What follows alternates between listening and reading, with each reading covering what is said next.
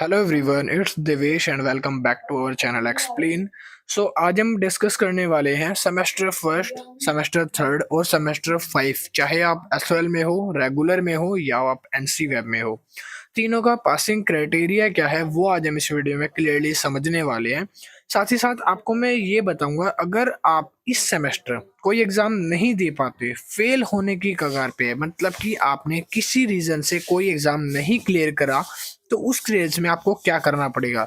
आपका एक साल खराब हो जाएगा या फिर वो बच सकता है, वो भी मैं आपको क्लियर करूंगा इस एक वीडियो में। ठीक है, ये वीडियो बहुत इंपॉर्टेंट होने वाली है अगर आपका सेमेस्टर थर्ड या सेमेस्टर फिफ्थ के या सेमेस्टर फर्स्ट के एग्जाम अभी हाल ही में चल रहे हैं तो, और अगर आपने भी कोई एग्जाम मिस करा है या इंटरनल असेसमेंट मिस करा है तो वो सारी इन्फॉर्मेशन इस एक वीडियो में आज मैं आपको शेयर करूंगा।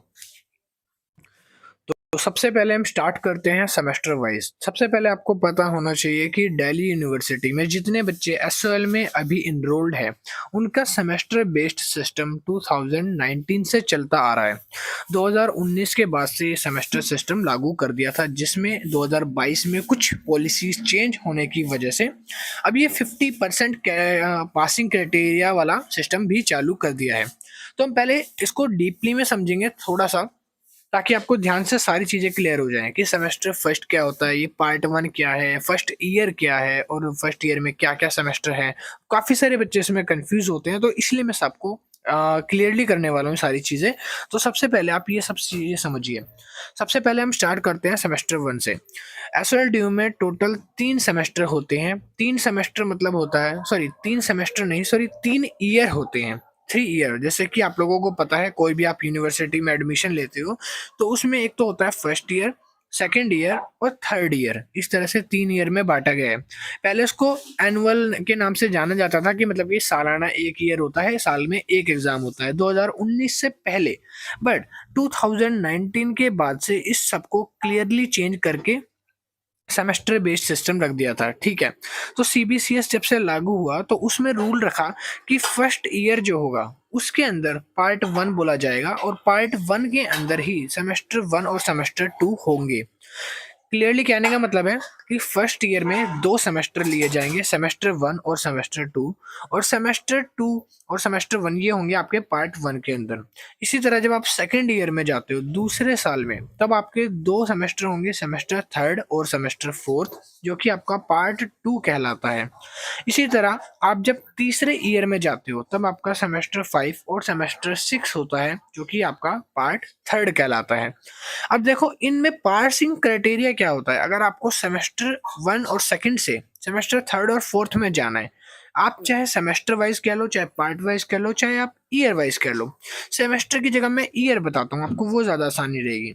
अगर आपको फर्स्ट ईयर से सेकंड ईयर में जाना है तो पासिंग क्राइटेरिया क्या होगा। सबसे पहले तो फर्स्ट ईयर से सेकंड ईयर में जाने के लिए फर्स्ट ईयर में 2 सेमेस्टर होते हैं, जिनमें सेमेस्टर वन और सेमेस्टर टू शामिल है। सेमेस्टर वन और सेमेस्टर टू, इन दोनों सेमेस्टर में से आपको 7 सब्जेक्ट मिले हुए होते हैं। आपको पता होगा आपके पास 7 सब्जेक्ट होते हैं दोनों के। ठीक है, 3 आपके कोर कोर्सेज वाले सब्जेक्ट होते हैं, एक आपका एईसीसी का होता है, एक आपका वैल्यू एडिशन कोर्स का होता है और एक आपका जेई का होता है।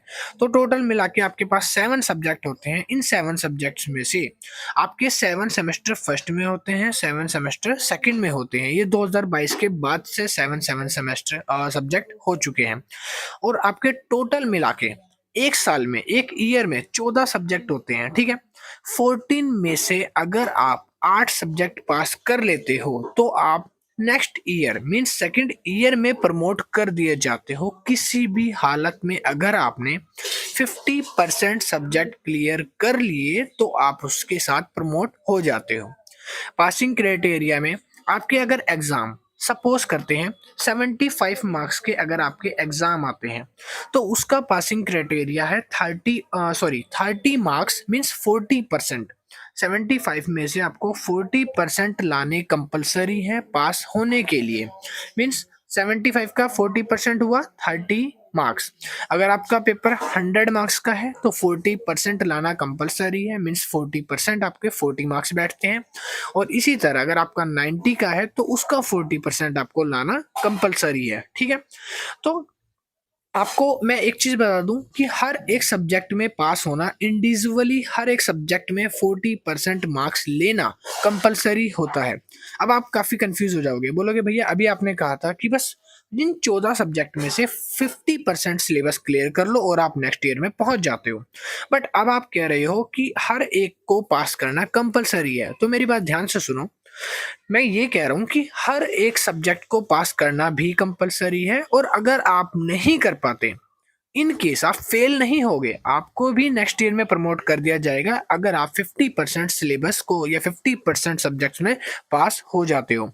मगर जो 50% सब्जेक्ट आपने पास नहीं करे उनका क्या होगा भैया?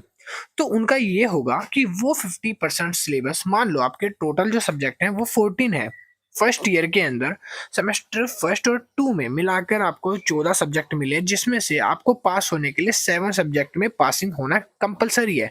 हर 7 सब्जेक्ट में, हर एक सब्जेक्ट में सातों के सातों में 40% लाना कंपलसरी है पास होने के लिए। फिर आप, ये तो फुलफिल हो जाएगा कि आप सेकेंड ईयर में प्रमोट हो जाओ, मीन्स आप थर्ड सेमेस्टर में आ जाओगे। बट आपके जो 7 सब्जेक्ट पास नहीं हुए हैं उन 7 सब्जेक्ट को आपको नेक्स्ट ईयर के साथ देना पड़ेगा। आपकी डिग्री जो है वो तब आएगी जब आपने पूरे 14 के 14 सब्जेक्ट पास करे हों।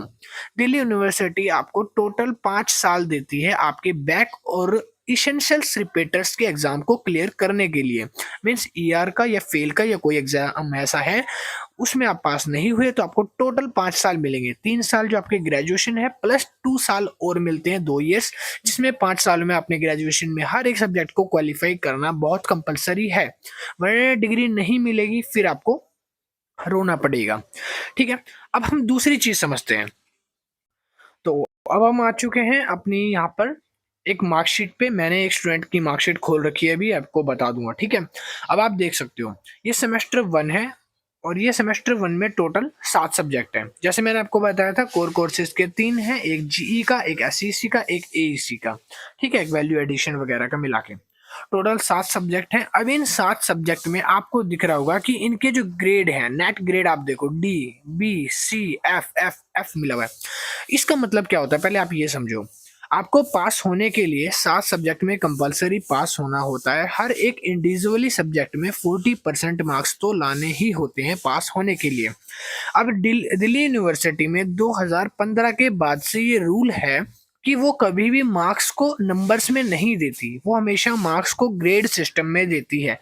ए बी सी डी ऐसे करके आपको ग्रेड्स में मार्क्स मिलते हैं। अगर किसी भी बच्चे के 40% का क्राइटेरिया कंप्लीट नहीं हो पाता, उस केस में उस स्टूडेंट को एफ दिया जाता है। क्या दिया जाता है? एफ। तो जैसे इस स्टूडेंट को 3 सब्जेक्ट में एफ मिला है, यहाँ पर 0 मिला है। इट मीन्स अगर मान लो इस स्टूडेंट ने अगर सपोज करो एग्जाम दिया भी है जाकर, तो कुछ ना कुछ तो लिखा होगा, चाहे एक वर्ड लिखा हो, बट इसको 0 मिला है। तो अब स्टूडेंट कंफ्यूज रहते हैं कि 0 मार्क्स का मतलब क्या है। हमने कुछ ना कुछ तो लिखा है, हमने शीट भी भरी है, 1 मार्क्स तो मिलना चाहिए एटलीस्ट।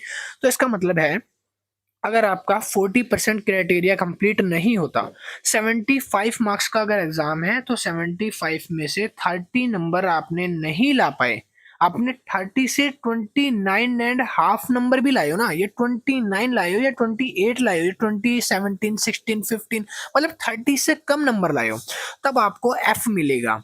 ये ओ कोई मार्क्स नहीं है, ग्रेड होता है। आपको क्या मिलेगा? एफ मिलेगा अगर आपने 30 नंबर से एक आधा पौना एक 0.01% भी मार्क्स कम है तो भी आपको एफ ही मिलेगा। और आपने अगर अच्छे मार्क्स लाए हैं तो उसके अंदर आपको ए प्लस ए, बी प्लस बी ऐसे देखने को बाकी मिल जाएंगे। अब आपको बता दूं कि इंटरनल असेसमेंट का इसमें क्या रोल होता है। तो देखो, सबसे पहले तो आप ये चीज़ क्लियर कर लो कि आपके इंटरनल असेसमेंट देना बहुत कंपलसरी होता है। हर एक एग्जाम की वेटेज 100 मार्क्स की होती है। अगर वो 75 मार्क्स का थ्योरेटिकल पेपर है, 75 मार्क्स का थ्योरी पेपर है, तो 25 मार्क्स आपके इंटरनल असेसमेंट के होते हैं, जो कि बाद में ऐड करके ही आपको ग्रेड में दिए जाते हैं।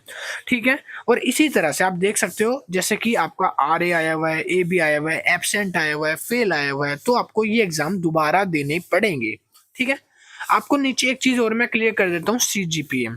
पहले आपको पता होगा कि पहले जो है मार्क्स दिए जाते थे, CGP वगैरह नहीं होती थी, बट जब से CGP सिस्टम चालू हुआ है 2022 के बाद, जो NEP बेस्ड स्टूडेंट हैं, चाहे सेमेस्टर फर्स्ट के हों थर्ड के हों या फिफ्थ के हों, अगर एनईपी बेस्ड स्टूडेंट है 2022 में या उसके बाद का एडमिशन आप लोगों का है, उस केस में आपको जो अपनी सीजीपीए निकालनी है, परसेंटेज अगर आपको कैलकुलेट करना है, तो ये जो सीजीपीए है ना, इसकी मल्टीप्लाई 10 से करनी है। 10 मल्टीपल फैक्टर से मल्टीप्लाई करके आपको अपनी सीजीपीए कैलकुलेट करनी है। जैसे 10 से 2.91 की मल्टीप्लाई करोगे तो 29.1 समथिंग बैठ जाएगा, ठीक है। इसी तरह से अब आपको अगर मान लो 2022 से पहले के स्टूडेंट हो, 2019 बैच के स्टूडेंट हो जो अभी तक ग्रेजुएशन कर रहा है, तब उस स्टूडेंट को 9.5 से मल्टीप्लाई करके अपनी सीजीपी कैलकुलेट करनी पड़ेगी। क्लियर है ये बात? अब मैं आपको कुछ टर्म्स दिखा देता हूँ। टर्म्स मीन्स मेरा कहने का मतलब है जैसे ई आर मतलब इसेंशियल्स रिपीटर्स, और अगर आपको पी आर मिला है, आई ए मिला है, पी मिला है, एफ मिला है, तो आपको उसका मतलब क्या होता है। Absent, R A, result awaited, इन सब का मतलब आपको नीचे दिया हुआ है, ठीक है। तो हमने अभी ये सब देखा कि फर्स्ट सेमेस्टर में आपको दोनों एग्जाम में से 50% सिलेबस क्लियर करना कंपलसरी है फर्स्ट ईयर से सेकंड ईयर में कन्वर्ट होने के लिए। इसी तरह जब आप सेकंड ईयर में हो, अगर आप थर्ड सेमेस्टर या फोर्थ में हो, सेम प्रोसेस दोबारा रहेगा। आपने एग्जामिनेशन फॉर्म भरा होना चाहिए, फर्स्ट कंडीशन ये है। फिर सेकंड कंडीशन, आपके टोटल 14 सब्जेक्ट में से आपने 50% सिलेबस कंप्लीट अगर कर लिया है, पास कर लिया है, तो आपको नेक्स्ट सेमेस्टर सिक्स या फिफ्थ में भेज दिया जाएगा, मीन्स थर्ड ईयर में ट्रांसफर आपको कर दिया जाएगा, ट्रांसफर, ठीक है।